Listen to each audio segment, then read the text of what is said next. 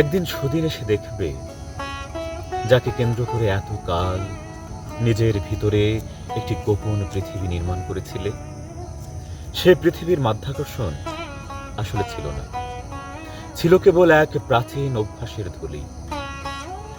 সন্ধ্যার ভিতর কুয়াশার মতো রক্তে নেমে আসা এক নিঃশব্দ আসক্তি।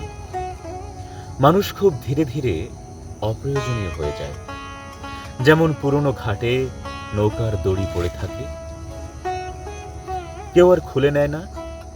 শ্যাওলাও এসে তার গায়ে সবুজ নিঃসঙ্গ ইতিহাস লিখে যায়। প্রথমে কণ্ঠস্বর ক্ষীণ হয় স্মৃতিতে, তারপর মুখ। একদিন দেখা যায় বিকেলের ভিতর আর কোনো অপেক্ষা জন্মায় না, শুধু বারান্দার একটি চেয়ার অন্ধকারের দিকে মুখ ফিরে থাকে দীর্ঘকাল। তুমি যাকে ভেবেছিলে অপরিহার্য, সে একদিন বাতাসের মতো ঘরের ভিতর দিয়ে চলে যাবে। পর্দা একটু নড়বে, তারপর তারপর পুনরায় স্থির হয়ে যাবে পৃথিবী। তবু জানালার কাঠে আঙুলের দাগ বহুদিন থাকে। যেমন মৃত নক্ষত্রের আলো নিভে যাওয়ার পরও পৃথিবীতে পৌঁছায় কিছু কাল। আমি দেখেছি প্রেম আসলে শেষ হয়ে যায় অনেক পূর্বেই। কেবল তার আলো মানুষের শিরায় রাত্রির নদীর মতো বয়ে বেড়ায়। মানুষ তখনও ভাবে সে এখন ভালোবাসছে। যেমন জেলে ডুবে গেলে নদী তাকে কিছু দূর নিজের ভিতরে রাখে, তারপর নিঃশব্দে অন্ধকার জলের নিচে ফেলে দেয়।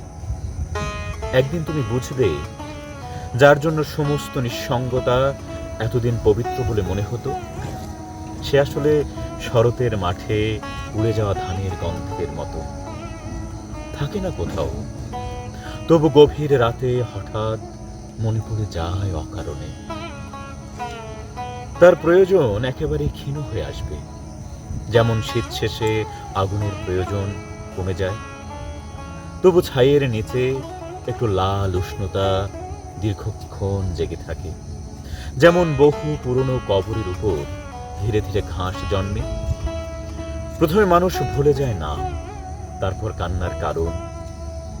শুধু পৃথিবী অদ্ভুত নির্লিপ্ততায় মৃতদের হাড়ের ভিতর দিয়েও শস্য ফলাতে থাকে।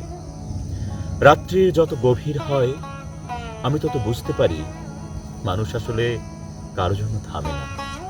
কেবল কিছু অসমাপ্ত স্পর্শ, কিছু অব্যক্ত দুঃখ শীতের কুয়াশার মতো হৃদয়ের জানালায় জমে থাকে ভোর পর্যন্ত।